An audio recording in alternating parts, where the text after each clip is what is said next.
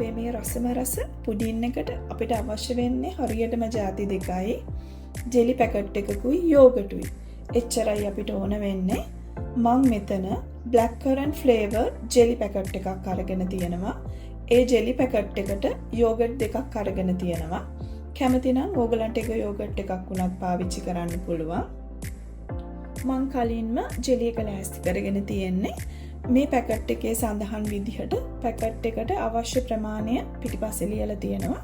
Packet එකට අවශ්‍ය විදිහට වතුර මිලිලීටර් 450ක් හොඳට උතුරන වතුර මිලිලීටර් 450කට මේ ජෙලි පැකට් එක දිය කරලා මේ විදිහට සෙට් කරලා අරගෙන තියෙනවා. එතකොට අපිට ඉක්මනට මේ ජෙලි පුඩින් එක හදාගන්න පුළුවන්. අපි දැන් බලමු අපේ මේ පුඩින් එක කොහොමද හදන්නේ කියලා.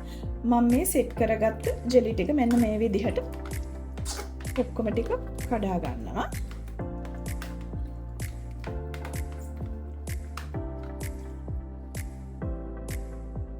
ඊට පස්සේ බ්ලෙන්ඩර් කප් එකට හරි අපි බ්ලෙන්ඩ් කරගන්න භාජනයට මේ ජෙලි ටික ඔක්කොම දාගන්නවා.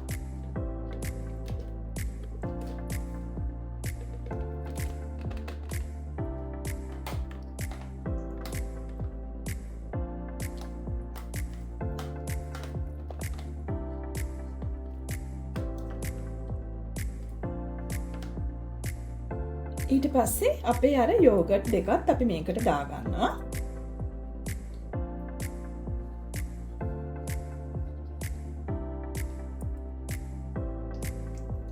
මං කිව්වා ඔයගලන්ට මම සීනි පාවිච්චි කරන්නේ නැහැ කියලා. මොකද ජෙලි එකෙත් සීනි තියෙනවා. මම පාවිච්චි කරන යෝගට් එකෙත් සීනි තියෙනවා. ඔයගලන්ට සීනි මදි නම් සීනි චුට්ටක් මේ වෙලාවේ දාගන්න පුළුවන්. දැන් අපි මේක බ්ලෙන්ඩ් කරගන්න ඕනේ විනාඩි 2ක් විතර හොඳට ක්‍රීම් වෙනකම්. මම මේ හෑන්ඩ් බ්ලෙන්ඩර් එක පාවිච්චි කරන්නේ. ඔයගලන් ගාව හෑන්ඩ් බ්ලෙන්ඩර් එකක් නැත්තම් නිකන් නෝමල් බ්ලෙන්ඩර් එකෙන් මේක බ්ලෙන්ඩ් කරගන්න පුළුවන්. මෙන්න මේ විදිහට බලා ගන්න.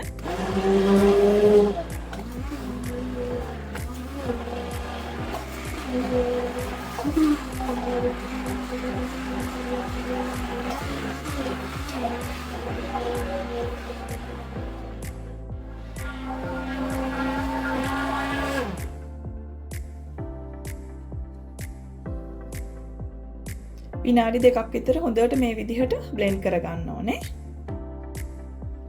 ඊට පස්සේ අපි පුඩින් එක දාන භාජනයට තෙල් ටිකක් හරි බටර් ටිකක් හරි ගාලා මේ විදිහට වටේටම ගා ගන්නවා. මොකද එතකොට අපිට ඉක්මනට ලේසියෙන් පහසුවෙන් අපේ පුඩින් එක ගලව ගන්න පුළුවන්.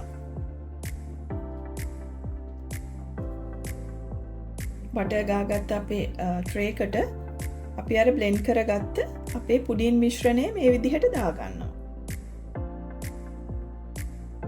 විනාඩි 2ක් විතර හොඳට බ්ලෙන්ඩ් කරගන්න ඕනේ.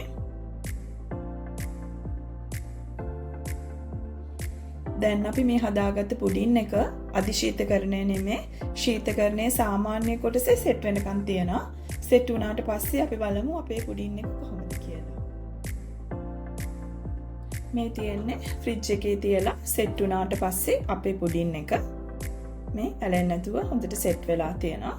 අපි ඉතින් මේක කපලා බලමු මේක ඇතුළේ කොහොමද අපිට ඇවිත් තියෙන්නේ කියලා. මම පොඩි පිහියක් අරගෙන වටේ ටිකක් පුරුල් කරගන්නවා.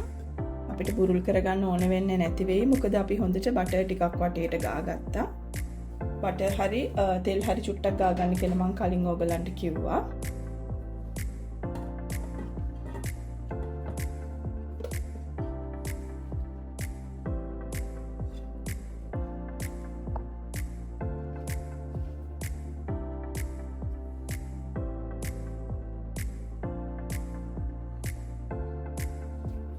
පේනවද අපේ යෝගට් ජෙලි පුඩින් එක ලස්සනට තියෙනවා. ඉතින් අපි කපලා රස බලමු කොහොමද අපේ මේ යෝගට් ජෙලි පුඩින් එක.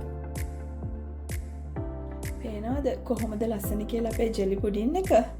යෝගට් ජෙලි පුඩින් එක හරි ලස්සනට අපිට ආවා මේ විදිහට.